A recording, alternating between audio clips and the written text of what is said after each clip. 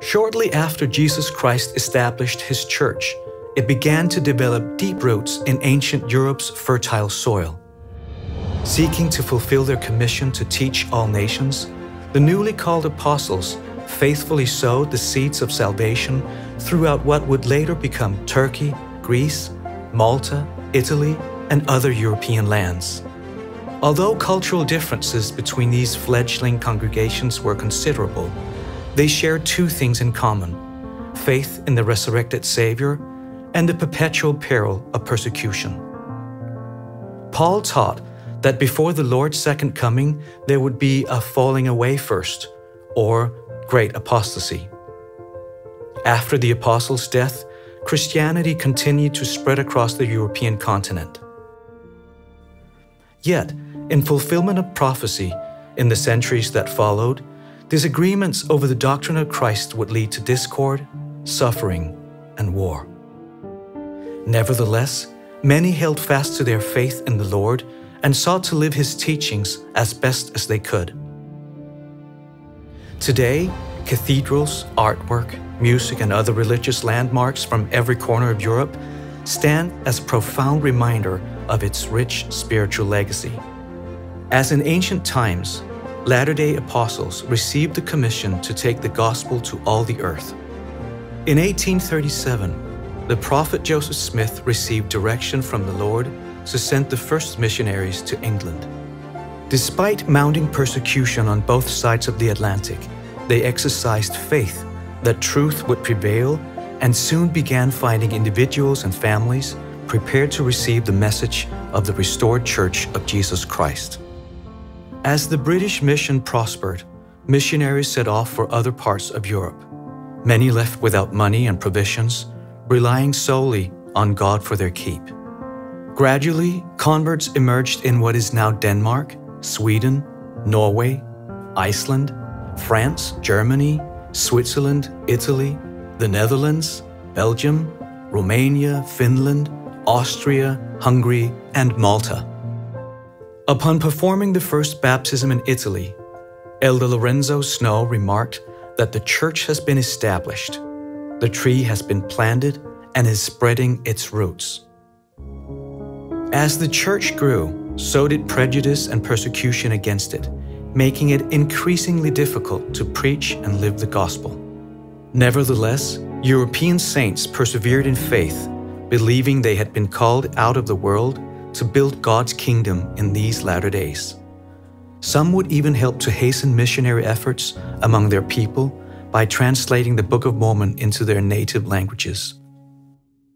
During this period of the 19th century, tens of thousands of converts joined the church in Europe and would later answer the call to gather to Zion in North America.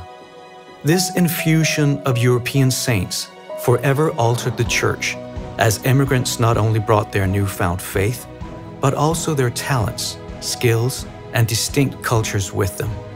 While some served as clerks, historians, or craftsmen in building majestic temples and tabernacles, others would join the ranks of general leadership, including the Quorum of the 12 Apostles.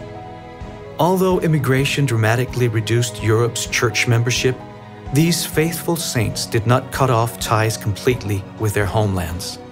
Many answered the call to return across the ocean to serve missions, and some even multiple times.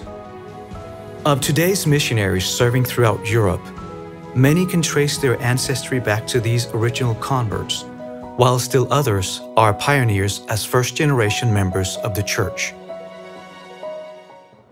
Europe was divided as a result of bloody conflict and geopolitical alliances for much of the 20th century. Notwithstanding at the turn of it, church leaders began encouraging members to remain in their homelands to build Zion instead of immigrating to North America. As a result, European Latter-day Saints were increasingly called upon to lead congregations, districts, and missions. 2 world wars would result in death, devastation, and displacement for countless millions across the continent, including many Latter-day Saints. Hundreds of European priesthood holders on both sides of the conflict sought to live the gospel while at the same time fulfilling their civic duty throughout military service. Even more members, men, women, and children, remained at home to endure extreme hardships and suffering as armies advanced.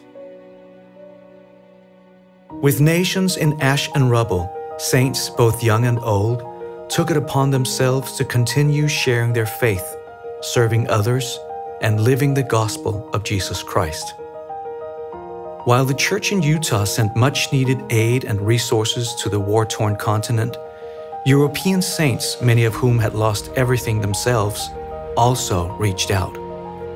For example, in 1946, Dutch saints sent tons of potatoes to their starving brothers and sisters in Germany, despite only having recently been at war with each other.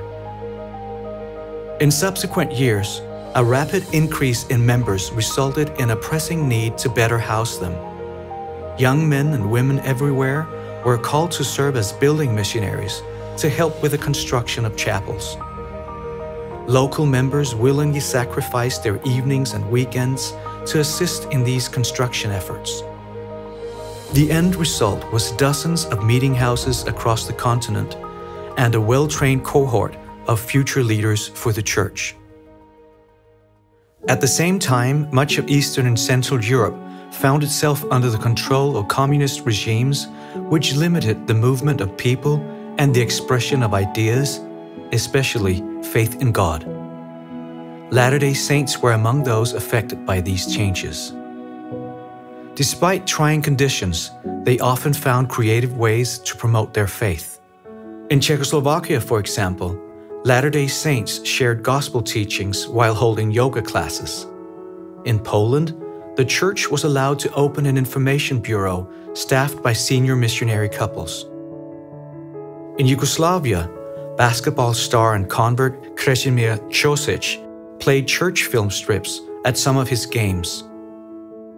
In the German Democratic Republic, better known as East Germany, church members gained a reputation as law-abiding citizens so much that the government suggested the church build its own temple in Freiberg. It was dedicated in 1985, making temple blessings available to thousands of saints for the first time. For Elder Russell M. Nelson, who, as a relatively new apostle, had been tasked with the opening of doors in these nations, the Freiberg Temple confirmed that the Lord was able to accomplish seemingly impossible tasks, even with the unlikeliest of people. It was also evidence that if members would remain true and faithful to the commandments of God, every blessing of the church could be theirs. Years earlier, church leaders had been moved by the enduring dedication of European saints and knew that the time had finally come to construct temples in that part of the Lord's vineyard. The first was the Swiss temple, whose modern design and innovative use of technology allowed members from many countries to participate in temple worship with different languages at the same time. As of 2022, the Europe area is blessed to have 13 operating temples, with one more nearing completion and 4 others announced. These holy edifices stand as a realization of blessings from many years of obedience and sacrifice throughout all of Europe. In March 2019, President Russell M. Nelson called the Rome Temple dedication a hinge point in the history of the church. The prophet continued by saying, "Things are going to move forward at an accelerated pace. The church is going to have an unprecedented future, unparalleled. We're just building up to what's ahead now." Indeed, this is already evident in the way European Latter-day Saints are faithfully binding themselves to the Lord through covenants and ordinances. Like their spiritual forebears, members of all ages are using the principles of loving, sharing, and inviting to joyfully progress along the covenant path. Whether through sharing the gospel, temple and family history work, caring for those in need, and many other ways, European saints are playing their part in gathering all things together in one, even in Jesus Christ.